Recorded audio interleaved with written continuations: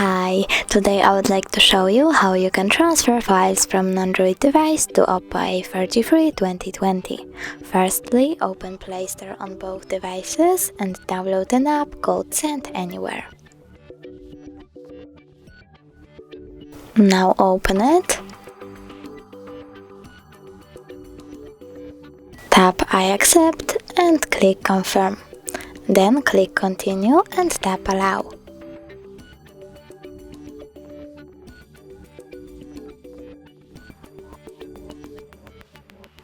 You want to go with Send on an Android and Receive on OPPO.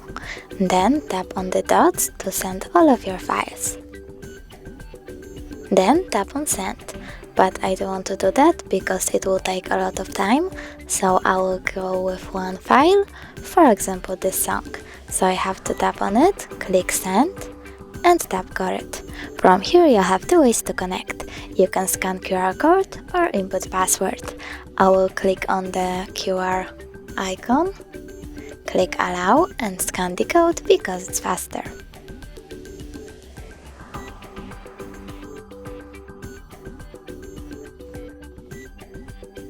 As you can see, my file was successfully transferred.